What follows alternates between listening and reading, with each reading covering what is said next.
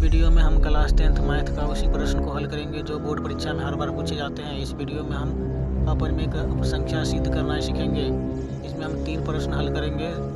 सबसे पहले बोर्ड पर तेजी से प्रश्न को हल करेंगे, तब उसे समझेंगे ताकि वीडियो लंबा ना हो।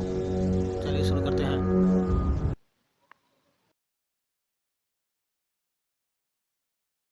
प्रश्न को समझते हैं।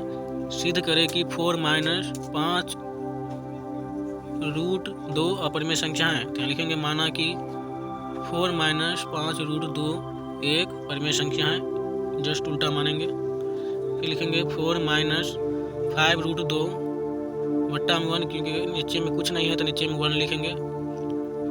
नहीं लिखेंगे तभी चलेगा। बराबर p बटा q लिखेंगे, जहाँ p और q पूर्णांक हैं तथा q बराबर नहीं हो 0। फिर यहाँ लिखेंगे 4 - 5 √2 गुना q, कुन में गुना करेंगे। फिर लिखेंगे p गुना 1। तो फिर सबसे पहले q को इस साइड भेजेंगे, तो यहाँ लिखेंगे p बटा q, क्योंकि यहाँ p है और नीचे में ये q आ गया। फिर देखिए यहाँ -5 √2 यहाँ लिखेंगे और 4 को इस साइड भेजेंगे, तो 4 के ने कोई चिन्ह यानी प्लस में है तो इधर 4 माइनस में होगा। फिर यहाँ √2 को इस साइड लिखेंगे और 5 को इस साइड भेज देंगे, तो यहाँ 5 गुना में है तो यहाँ बट्टा में होगा 5, माइनस में तो माइनस में। तो रूट को इस साइड लिखेंगे, रूट वाला को इस साइड, अंक जो बटार में रहेगा उसको इस साइड लिखेंगे।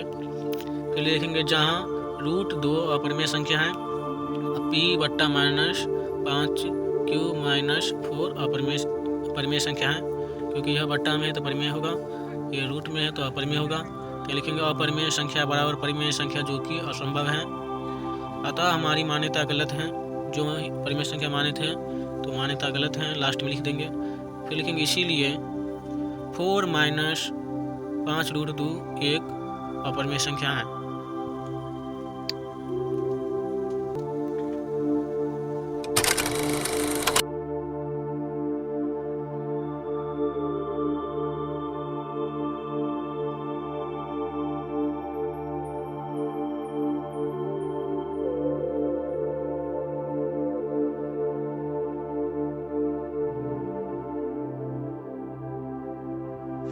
चलिए अब 8वां प्रश्न को समझते हैं। सिद्ध करें कि 2√3 - 1 अपरिमेय संख्या है। तो यहाँ लिखेंगे माना कि 2√3 - 1 एक परिमेय संख्या है।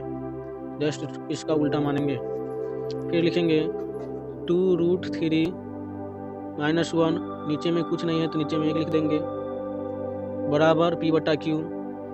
परिमेय संख्या उसे कहते हैं जिसे p बटा q के रूप में लिखा जा सकता है। यहाँ लिखेंगे जहाँ p q पूर्णांक है तथा q बराबर नहीं हो 0। 31 का मतलब होता है बराबर में 31 अगर लग जाता है उसका मतलब नहीं होता है। फिर देखिए यहाँ कुन में गुना करेंगे, तो यहाँ 2√3 - 1 को q से गुना करेंगे और p को 1 से गुना करेंगे। तो सबसे पहले q को इस साइड भेजेंगे, इधर q गुना में है तो इधर बट्टा में होगा। फिर यहाँ 1 को आप भेजेंगे, तो यहाँ लिखेंगे 2√3 बराबर p बटा q, इधर 1 माइनस में है तो इधर आगे प्लस में होगा। फिर यहाँ रूट वाला को इस साइड लिखेंगे, तो √3 है तो √3 यहाँ लिखेंगे, 2 बच गया तो 2 को इस साइड भेजेंगे तो यहाँ 2q होगा, क्योंकि रूट वाला को इस साइड लिखेंगे और जो अंक बच गया उसको इस साइड भेज देंगे। तो यहाँ लिखेंगे √3 अपरिमेय संख्या है और ये जितना बच गया है यह परिमेय संख्या होगा, क्योंकि यह बट्टा में है, यह रूट में है इसीलिए अपरिमेय होगा। फिर लिखेंगे अपरिमेय संख्या बराबर परिमेय संख्या जो कि असंभव है।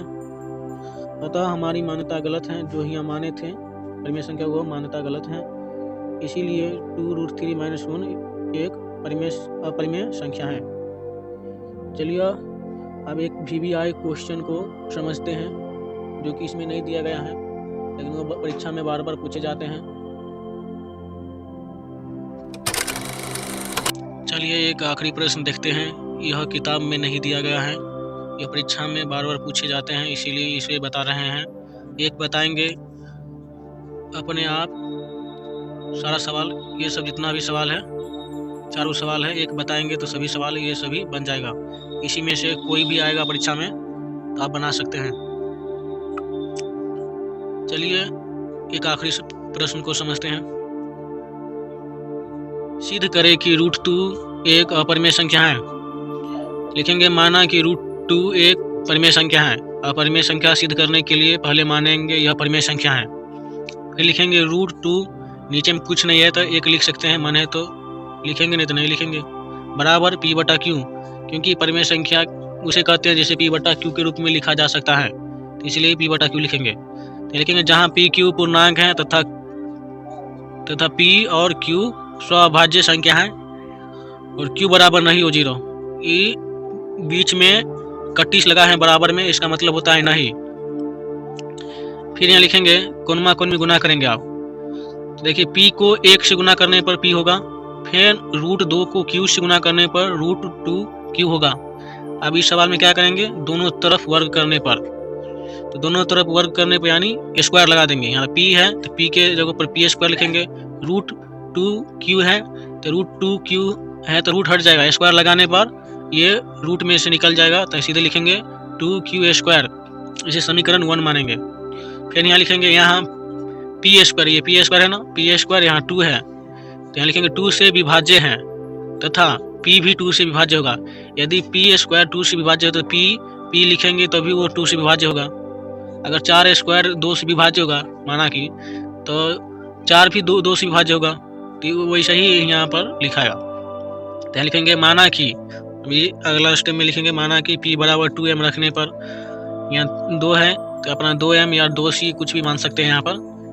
तो फिर लिखेंगे 2m है ना, तो यहाँ पर p² के जगह पर यहाँ 2m लिखेंगे, क्योंकि p का मान कितना मान है 2m, तो यहाँ p² है तो p² के जगह पर 2m² लिखेंगे। और यहाँ 2q² है तो यहाँ लिखेंगे 2q², तो 2m² होता है 4m², यानी 2 दूना 4 है, m² तो m²।